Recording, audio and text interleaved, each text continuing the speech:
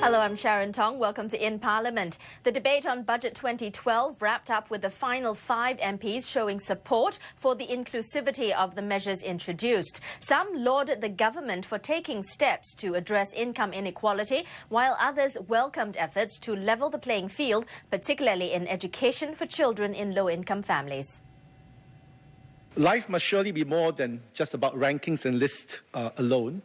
In a list that was recently published in The Economist magazine, Singapore was ranked actually as the best country in Asia to be born in, and it was actually named 6th overall, losing out only to Switzerland, Australia, Norway, Sweden, and Denmark. Hong Kong came in at 10th, Japan at number 25. So fundamentally, this list tries to predict the countries that, quote, provide the best opportunities for a healthy, safe, and prosperous life in the years ahead, unquote, and looks beyond economics, focusing equally on such diverse factors as security and the health of family life. I think particularly that this list is remarkable because while most lists focus on the here and now, how competitive you are, how happy we are, how unhappy we are, I think this survey attempts to quantify the future prospects of a newborn child in any given country. So I see this budget as an important step in ensuring that Singapore remains a great place to live in and a place where our children can look forward to a future where they can realize their full potential and lead fruitful and fulfilling lives. Not too long ago, this House debated the white paper on population. Many of us sitting here vexed over the population strategy, and some even asked if the relevance of GDP growth and economic progress has been overstated as we debated the population white paper. Yet we sit here today in this debate, and we now angst over the cost of living and how slow income growth has been and how much it has not kept pace with society. Well, madam, the 2 points are related, and I hope that those who think that our workforce population strategies can be decided in a vacuum and without a real hard look at how it affects our economy will think again. Another example of how the population strategies are linked to the economy. The Honourable Member, Ms. Lilian, argued yesterday that there must be more affordable access to foreign domestic workers, and all families with a child or elderly has to have access to a foreign domestic worker. She says domestic help is a necessity. I tend to agree. And I think the budget recognises that in making foreign domestic worker levy concessions and help make domestic help even more affordable. But what she may have forgotten is that her suggestion alone will see an increase in the number of foreign workers in Singapore. How then does this square off with the Workers' Party's proposal, made not quite so long ago in this chamber, of having 0 foreign labour growth? It simply does not. So it tells us that the policies have to be looked at a macro level. We cannot just go about making politically expedient points without linking it to the larger picture and making sure that it is consistent and that it works. Replying to almost 60 MPs who have joined the debate in the last 2.5 days, Deputy Prime Minister Tharman Shanmugaratnam first focused his reply on measures for the business community. Mr. Tharman said small and medium enterprises are at the heart of what the budget is trying to achieve. 2/3 of the $5.3 billion transition support package is expected to go to SMEs. That's in line with SMEs' share of employment in Singapore. We must transform and revitalize our SMEs in this next phase of our development as a country. We are intensifying the restructuring of our economy, but that doesn't just mean intensifying the tightening of foreign worker policy. It's not just intensifying the pain. We are in fact intensifying our support for our SME sector in particular during this transition period. Mr. Tharman said restructuring will take time, but a tight foreign worker policy, which was first introduced in 2010, is here to stay. We are making this next set of adjustments in full knowledge of the difficulties that businesses will face. But there is no choice. If we do not achieve momentum in the next 3 years, there's real risk that 3 years from now we will be in exactly the same position. And both workers and businesses will be worse off. So we have to gain momentum in the next 3 years. There is no choice. And that means giving strong incentive for our businesses, large and small, to reduce dependence on manpower, both by tightening our foreign worker levies, selective cuts in the dependency ratio ceilings, as well as by providing enhanced support for every form of investment in productivity, every form of investment, including training up of the workers and developing new capabilities.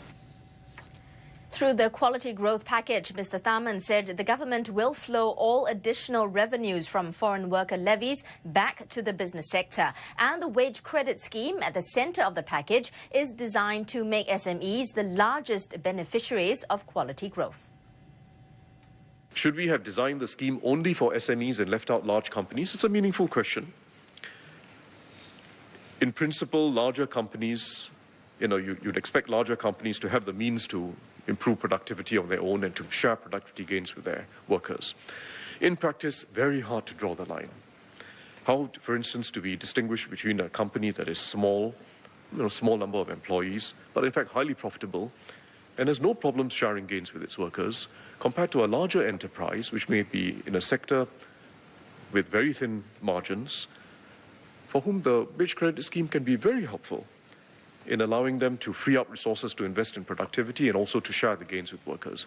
Very hard in practice to say who deserves it more than someone else.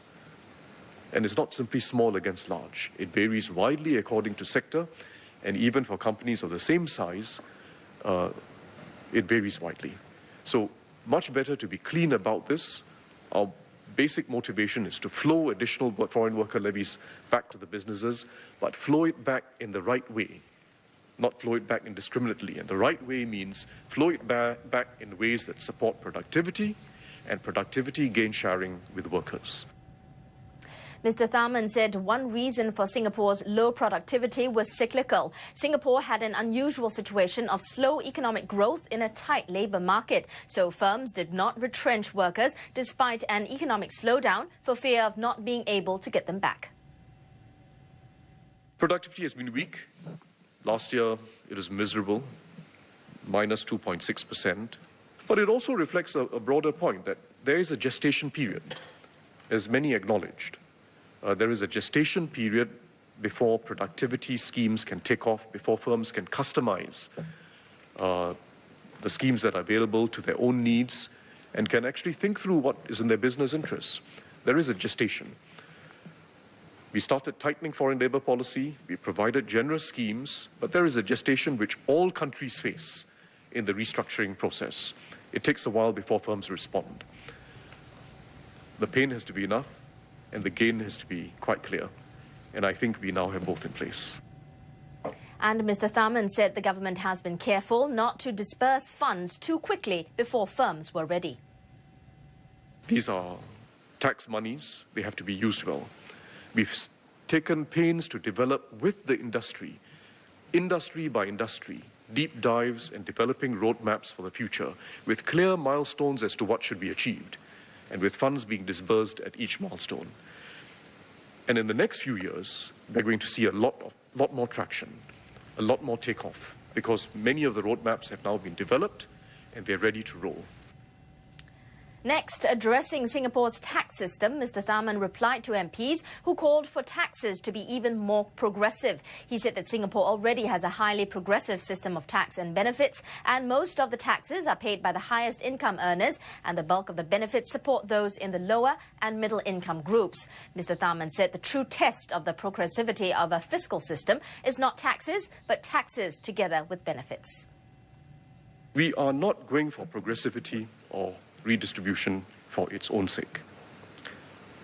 We are designing and implementing policies that stand the best chance of sustaining economic dynamism and building a society that all Singaporeans can truly benefit from. That's the end objective, and we've got to keep that firmly in mind. The litmus test is not how progressive a fiscal system looks.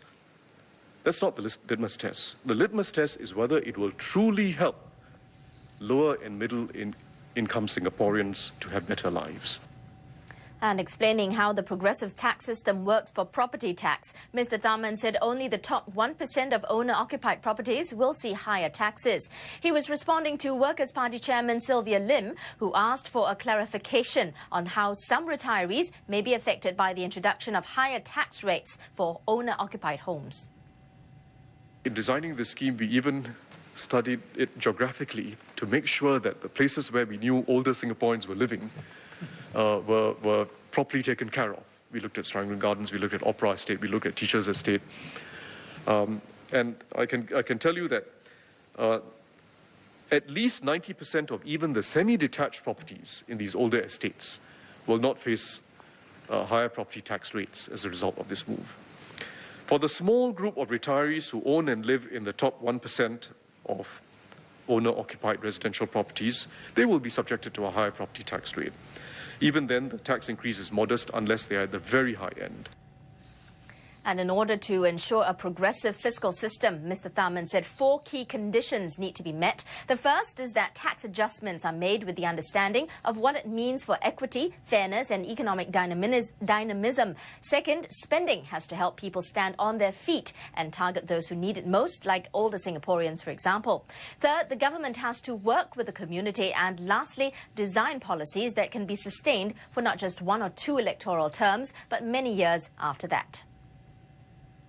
We will do more in social spending. We've indicated our priorities, and we are doing more especially in the areas that meet our objectives of preserving a dynamic society: education, housing, work support, and providing some economic security to our retirees, especially the current generation. We're not starting from a state of despair, as Dr. Chee just mentioned. It does mean something that the ERU, in a study of a whole range of countries internationally, had Singapore placed number 6 as the best place to be born next year.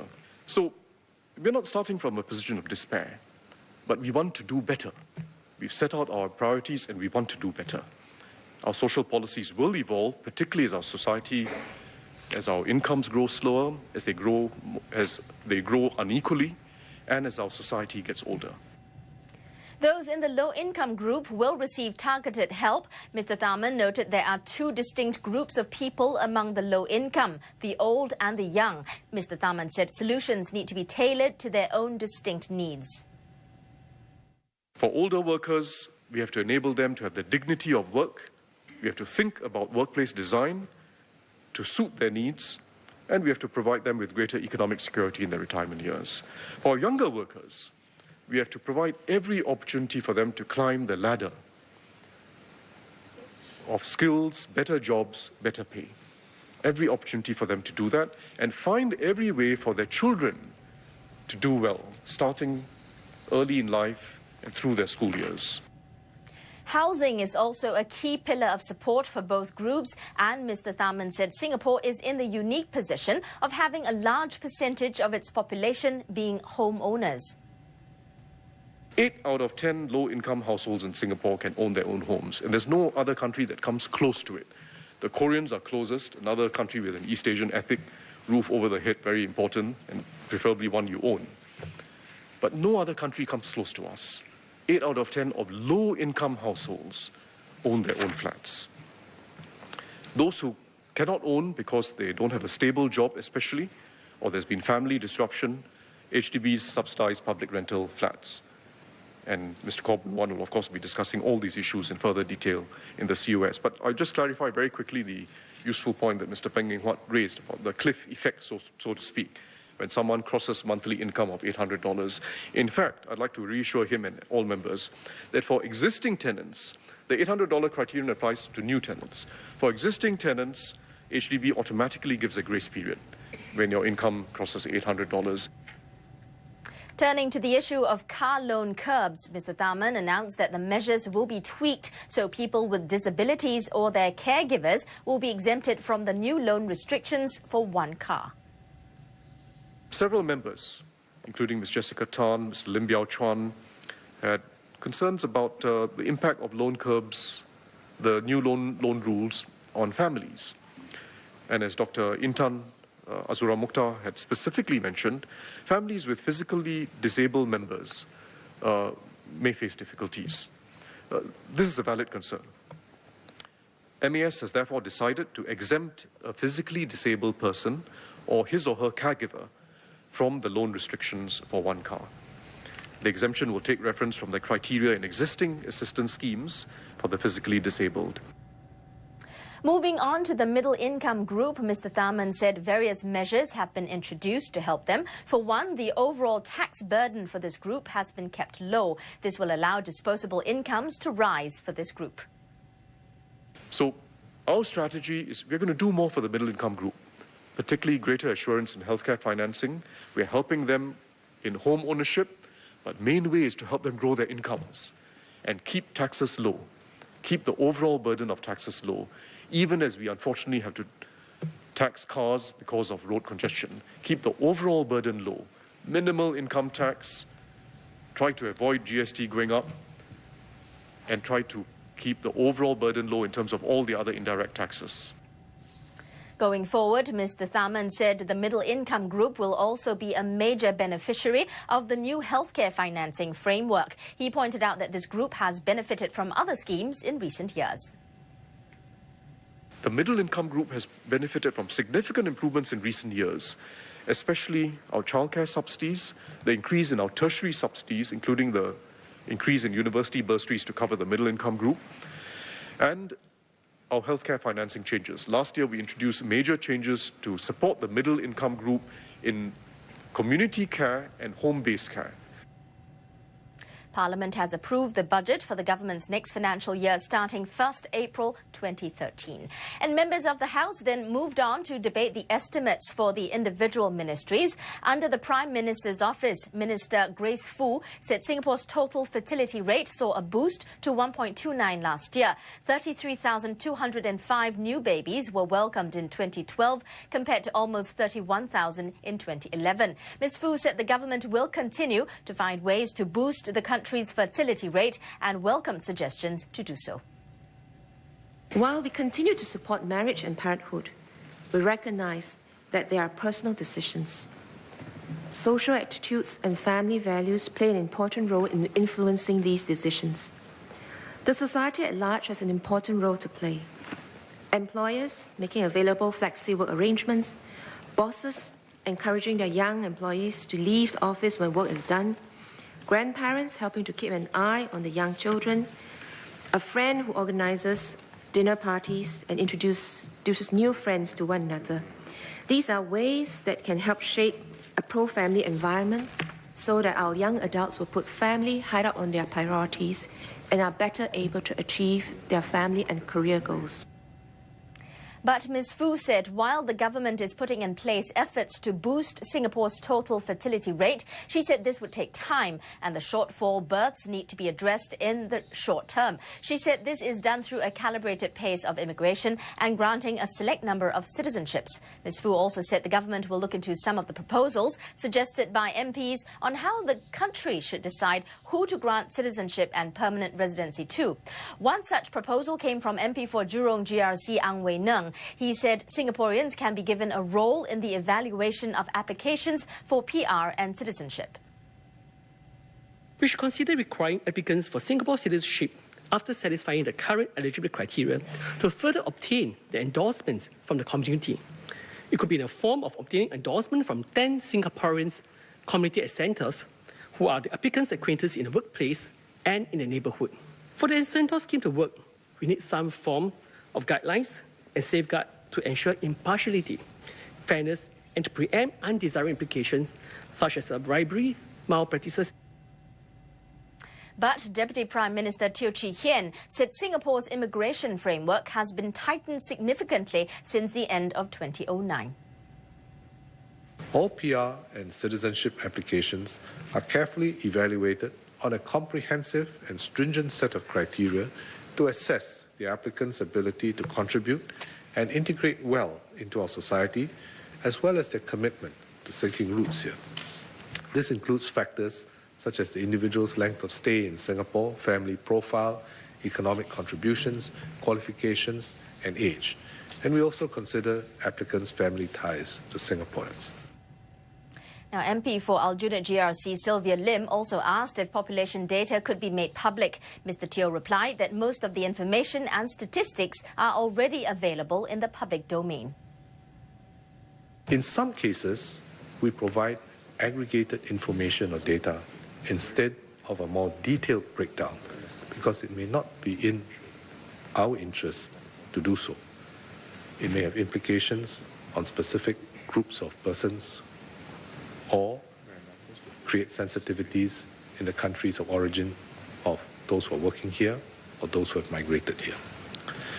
For example, while we seek to diversify the sources of foreign workers in Singapore, it may not be in our interest to provide a detailed breakdown of the numbers and countries of origin of workers in each industry. For similar reasons, we provide data on the number of immigrants by broad categories of the regions they have come from, but have not provided the detailed breakdown of immigrants by specific countries of origin. Shifting to the Home Affairs Ministry, Mr. Teo said Singapore's approach to safety and security is underpinned by 3 pillars: robust laws, effective enforcement and strong community partnerships. And this comprehensive approach allows the country to tackle issues both upstream and downstream. Mr. Teo outlined one challenge facing the home team: terrorism. He explained the terrorist threat remains a persistent one, both globally and regionally. Of even more concern is the growing use of social media to spread propaganda and recruit new radicals. An example is former detainee Abdul Bashir Abdul Qadir, who was a self-radicalized individual. While under the ISA post-release supervision regime, he was found to have reverted to his past interest in undertaking militant jihad abroad. Abdul Bashir is a timely reminder that Singapore must continue to invest efforts in the rehabilitation of our terrorist detainees. Since January 2002, 64 persons have been detained under the ISA for their involvement in terrorism-related activities. Of these 64, more than 2/3 have been released after they were assessed to have been rehabilitated and not to pose a security threat that warranted preventive detention. This is why the work of the Religious Rehabilitation Group, RRG, in counselling the detainees is so important and must continue. And to combat cybersecurity threats, a cybersecurity lab will be set up by next year. The lab, which will be operational in 2014, aims to provide a hands-on platform for officers to hone their cybersecurity skills. Now, road safety also received plenty of attention in Parliament. While the road fatality rate has come down in the last few years, recent incidents underscore the need to improve road behaviour. One such incident involved the death of 2 brothers when they were hit by a truck in Tampines. Second Minister for Home Affairs, S. Iswaran, said more resources will be invested to improve road safety, which includes educating vulnerable road users. We agree that corrective education is useful for all motorists, not just for those who are speeding offenders. So, traffic police will introduce a new voluntary safe driving course for motorists who have accumulated half or more of their maximum allowable demerit points. This will allow for earlier intervention to correct dangerous road habits. To encourage motorists to take this course, those who pass the course will have 3 demerit points deducted from their record. And finally, on the issue of drug offenders, Senior Minister of State for Home Affairs, Masagos Zulkifli, stressed that the community has played a key role in helping to rehabilitate ex-offenders. More than 1,300 volunteers have served in the prisons last year. The Community Outreach Project, or COP, was a key initiative launched in September 2010. It involves the community helping offenders' family link up with the relevant government agencies for social assistance and support in other areas. Since then, the COP has grown tremendously from a small pilot with just 7 grassroots initially to 44 divisions of December 2012. More than 390 volunteers have been trained to reach out to over 780 families. Parliament will resume tomorrow. Good night.